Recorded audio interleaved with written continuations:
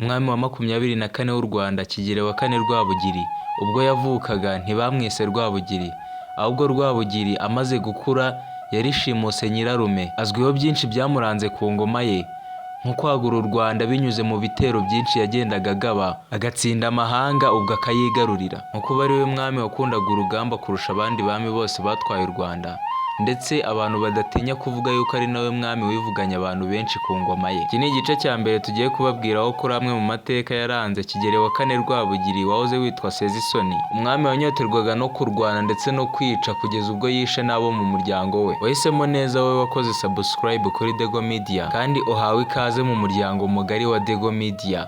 Nk'ibisanzwe jye wumva amazina ni Ismael Niyogusengwa, Shirima Kanaryo ni ryanjye.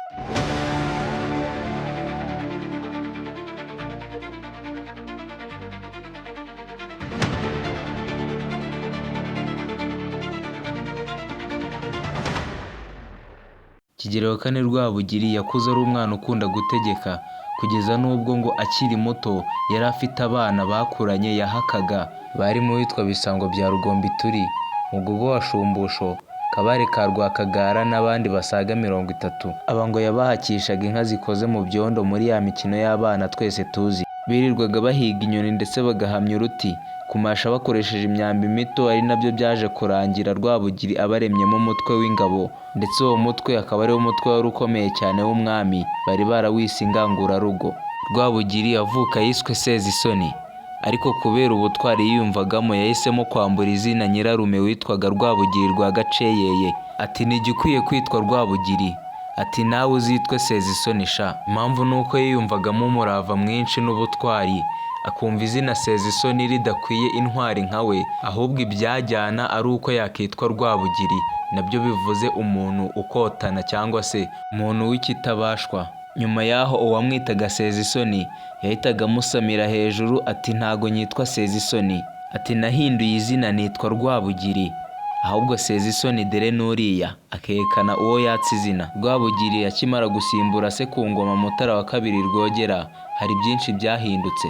Rwabugili yashyizeho inzego zitandukanye z'ubuyobozi mu gihugu, kuva ku matware twagereranya nk'intara y'ubu kugera ku nzego ntoya nk'umusozi, ndetse n'umuryango wagereranya nk'umudugudu w'ubu.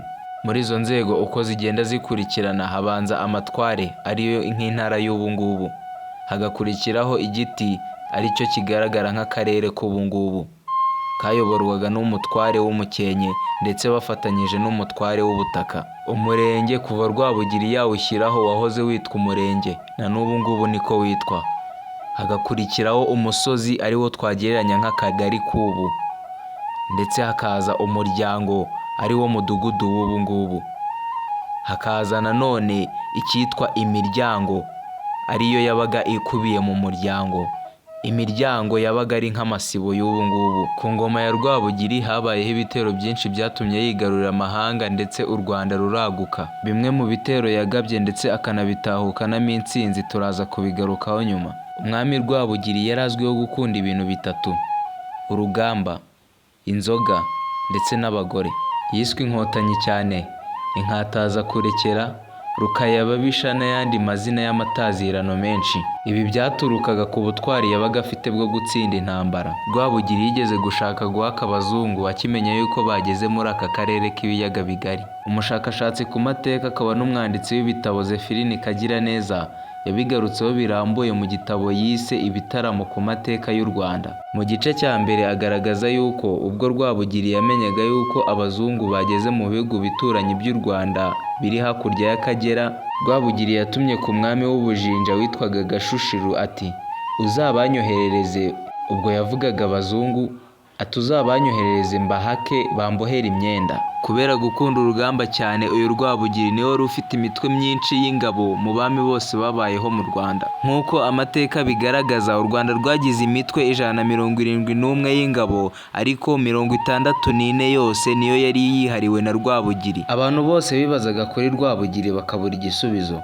kuko hari nk'igihe yajyaga ku rugamba akamara nk'umwaka wose ataragaruka, ahubwo niba ari agace yigaruriye agahita haguma akahashinga ibirindiro, akinjiza n'abandi mu ngabo z'u Rwanda, akahazana inka z'inyarwanda, akarongora n'abagore baho ku buryo yajyaga kuhava nka nyuma y'umwaka baramaze kwiyakira yuko bari mu Rwanda. Kigeli wa kane Rwabugili niwe mwami wa mbere w'u Rwanda watunze ingabo zirwanisha imbunda nyuma y'uko azihawe n'Abadage. Rwabugili kandi kubera kuba indwanyi cyane, amahanga yose amutinya, n'abazungu bari barabuze aho bapfa kumuhera, bategereza yuko umuhungu we Musinga ari we wima ingoma. Ndetse kandi Rwabugili bivugwa yuko yari yaranze kugurisha abantu be nk'abacakara. Rwabugili azwiho kuba ataragiraga umuntu n'umwe yumvira cyangwa se atinya. Bivugwa ko atanumviraga n'Abiru kuko ubwo yemezaga Rutarindwa nk'uzamusimbura, hari amategeko yari yaragenwe n'Abiru uyu Rwabugili yanze gukurikiza, ari nabyo ahanini byakuriye amakimbirane mu muryango w'ibwami kugeza n'ubwo habaye intambara hariya ku Rucunshu. Mu busanzwe Abiru nibo bagenaga uko abami bakurikirana ndetse n'uko bima ingoma n'imigenzo bagomba gukurikiza. Mu mategeko n'amabwiriza yagombaga gukurikizwa bari barashyizeho harimo kuba umwami yarimaga ariko akaba afite umugabekazi bimanye ingoma. Iyo umwami yabaga agiye kwima ingoma ariko adafite nyina umubyara, bamuhaga umugabekazi w'umutsindirano. Gusa nanone ahangaha Abiru bari barashyizeho icyitonderwa ko umugabekazi w'umutsindirano bagombaga kuba bamukura mu muryango wa nyina w'uwo mwami, byaba byiza akaba ari nka nyina wabo. Ariko nanone ikindi cyitonderwa, yagombaga kuba nta mwana w'umuhungu yabyaye kugira ngo atazakora kudeta bakarwanira ubutegetsi. Kuri Kigeli wa kane Rwabugili rero wese uko yabigenje, ahubwo yimye amatwi Abiru akora ibyo yishakiye. Yafashe Mibambwe wa kane Rutarindwa amwemeza nk'umwami uzamusimbura ku butegetsi. Ariko nanone Rutarindwa nta mama we yari afite kuko Rwabugili yari yaramwivuganye, yagombaga guhabwa umugabekazi w'umutsindirano. Ariko nanone Rwabugili yarongeye yima amatwi Abiru, ashyiraho umugore we wa kabiri Kanjogera nk'umwamikazi wa Rutarindwa, kandi nyamara Kanjogera yarabyaye umuhungu ari we Musinga. Ibyo bintu yabitonganiye n'Abiru ndetse ko batagomba kumutegeka, atuma Kanjogera ndetse n'abasaza be bamenya amabanga y'ubwiru, kandi amabanga y'ubwiru aba agomba kumenywa n'Abiru ndetse n'umwami gusa. Byasaga nk'aho Rwabugili we ubwe yifatiye Rutarindwa akamushyira mu mazi abira bigaragara. Nawe birumvikana yuko utakemera kuba umugabekazi w'umwami utabyaye kandi hari umuhungu wabyaye ushobora kuba umwami. Ibi byatumye Rutarindwa akorerwa ihirikabutegetsi ndetse haza kwimikwa Musinga. Nubwo yari akiri mutoya cyane ariko yakomeje kuyoborerwa na nyina Kanjogera. Ayo siyo marorerwa yonyine umwami Kigeli wa kane Rwabugili yakoreye ku ngoma ye. Niba wibuka neza, mu ntangiriro nakubwiye yuko ari we mwami ubarwa nk'umwami wishe abantu benshi kurusha abandi bami bose bo mu Rwanda babayeho. Impamvu bavuga ibi ni uko ari we mwami wakoze ibitero byinshi ndetse akaba harwana ku bwami bwe yagura igihugu. Gusa nanone mu bantu yishe harimo n'ab'imbere mu gihugu nk'ab'ibwami yicaga ashinja ubugambanyi.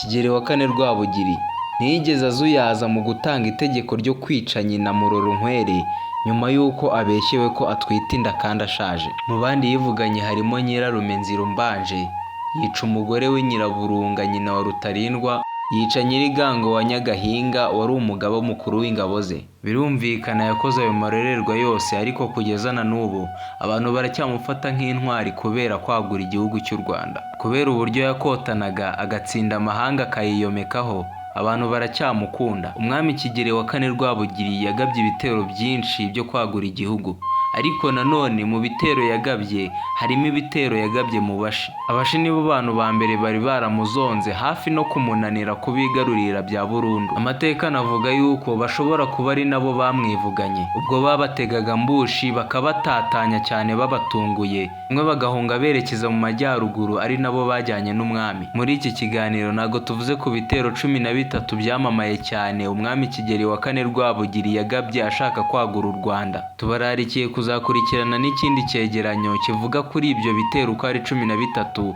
ndetse tukababwira no ku yandi mateka ya Kigeli wa kane Rwabugili tutaba tuvugiye muri iki cyegeranyo. Ni byiza kuba tugeranye kuri uyu munota ukidukurikiye. Niba ari ubwa mbere ugeze kuri uyu muyoboro wacu, urasabwa gukora subscribe kugira ngo tuzajye tugendana neza umunsi ku wundi. Wowe wamaze gukora subscribe ndagushimiye byimazeyo. Mwibuke gukanda like niba mwakunze iki cyegeranyo, ndetse mujye no muri comment section mugire icyo mutubwira, nabyo ni ingenzi. Nk'ibisanzwe giye wumva amazina ni Ismael Niyogusengwa, Shirima naryo ni iryanjye.